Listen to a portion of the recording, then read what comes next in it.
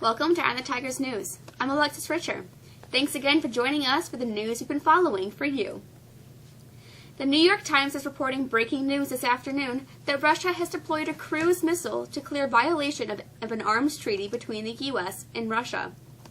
The report comes only hours after National Security Advisor Michael Flynn has resigned following reports the misled Vice President Mike Pence about contacts with a Russian diplomat, upending President Donald Trump's White House team less than a month after his inauguration. In a resignation letter, Flynn said he gave Pence and others, quote, incomplete information about his calls with Russia's ambassador to the U.S. The vice president, apparently relying on information from Flynn, initially said the National Security Advisor had not discussed sanctions with the Russian envoy, though Flynn later conceded the issue may have come up. Such conversations could breach diplomatic protocol and possibly violate the Logan Act, a law aimed at keeping private citizens from conducting U.S. The Justice Department reported weeks ago to the White House that Flynn was at risk of blackmail from the Russians. President Donald Trump on Monday vowed to, quote, deal with North Korea, calling it, quote, a big, big problem, without mentioning the ballistic missile it test-fired over the weekend for any planned American response. The Pentagon was more pointed in its assessment of the problem. A spokesman said technical advancements in North Korea's ballistic missile programs demonstrated in the latest test launch from a mobile launcher pose a, quote, clear, grave threat to U.S. security. That assessment reflected concern as well as frustration among the U.S. officials who see North Korea pushing ahead in defiance of UN Security Council resolutions with development of missiles capable of striking U.S. territory with nuclear weapons. The ruling is significant from a legal standpoint because a U.S. district judge found that any unconstitutional religious bias is at the heart of the travel ban and therefore violates First Amendment prohibitions on favoring one religion over another. The judge said the evidence introduced so far indicates that Virginia's challenge to the ban will succeed once it proceeds to trial. A huge Northern California reservoir, held in place by the nation's largest dam, has always been central to the life of the towns around it. Nearly 200,000 people who evacuated Sunday over fears that a damaged spillway at Lake Oroville could fail and unleash a wall of water have to stay away indefinitely while officials race to repair it before more rains arrive Thursday. On Monday, helicopters and trucks were trying to fill in the damaged area with giant bags full of rocks.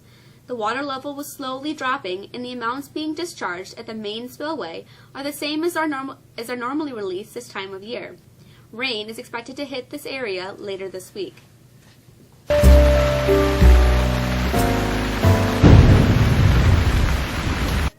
We saw a total of a little more than a foot of snow from Sunday's storm. Now that number was pretty consistent throughout the area. Now for Tuesday we settled down a little bit with temperatures beginning to moderate. We actually saw some times of sun earlier today before clouds began to roll in this afternoon. Now those clouds will bring in some spotty rain showers as temperatures reach the upper 30s. But those rain showers, well, they turn to snow showers overnight, leaving us with the possibility of an inch or two when we wake up on Wednesday. Now it is on Wednesday that we see some changes in our weather as winds begin to align again over Lake Ontario, setting up for some lake effect snow Wednesday night and more so into Thursday.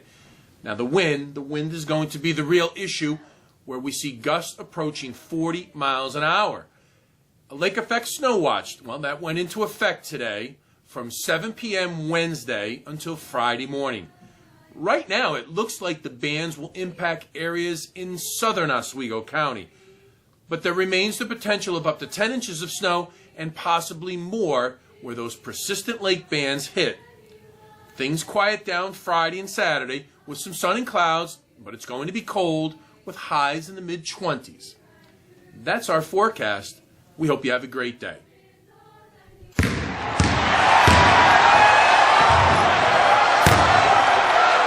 Number 8 Louisville scored 10 consecutive points in overtime, including 5 straight by Anis Mahmoud, to outlast Syracuse 76-72 on Monday night. John Gillen sent the game to overtime for Syracuse on a three-pointer with 40 seconds to go in regulation. That tied the score at 58. The Orange took a 63-61 lead on 2 free throws by Andrew White, but Louisville scored the next 10 points to take control and hold on. Tyler Roberson went to the line for 2 shots that would have tied the game at 74 with 2.7 seconds to go in overtime, but he missed both. White led the Orange with 22 points, and Tyler Lydon added 14. Gillen and Torian Thompson chipped in with 11 apiece. The Orange is off until Sunday when it travels to Georgia Tech.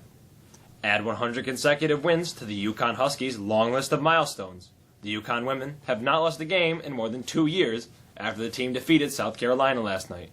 During the streak, the Huskies have dominated, winning by an average of 37 points per game. Given UConn's glitzer numbers linked to national championships, 11 titles and counting, it may seem ho-hum with no added significance. Gino Oriyama's squad already owns the longest winning streak in Division I college basketball history. UConn beat its own record of 90 consecutive wins earlier this season with little fanfare. A youth basketball team has decided it would rather give up the rest of their season than play without its female teammates. The Catholic Youth Organization League recently notified officials at St. John's in Clark, New Jersey, that their 5th grade team should never have been co-ed and their girls wouldn't be permitted to finish the season. St. John, prior recorded, was forfeited because the girls were technically playing illegally on a boys' team, parents said. The team's lineup has been co-ed for the past 4 years because there wasn't enough interested girls among the same age group. Mexico's winter cheerleaders took home the Section 3 Class A championship on Saturday at South Jeff, and several Mexico wrestlers had impressive performances at the Section 3 championship on Saturday, including Brandon Gracie, who finished 2nd, and Dean Shambo, who finished 3rd. Both are expected to receive wildcard bids to the state meet this next week. Austin Reed and Mike Ladd also were impressive, finishing 3rd. And finally, if you are looking for some signs of spring, pitcher and catchers for the Mets report to spring training today, and for Yankees, they report tomorrow. That's it in sports. I'm Josh. Have a great day. Students interested in attending a national college fair at OCC or attending an open house at OCC should stop by Student Services to pick up a permission slip and more information. The French Club is sponsoring the 26th annual semi-formal dance due to take place on Friday, March 3rd from 8 to 11 p.m. for all high school students. This year's theme is the White Knights of Paris. Tickets are now on sale for $14 and are pre-sale only. That's it for us today. Thanks for joining us, and we'll look for you again on Thursday. I'm Alexis Richer. Have a great day.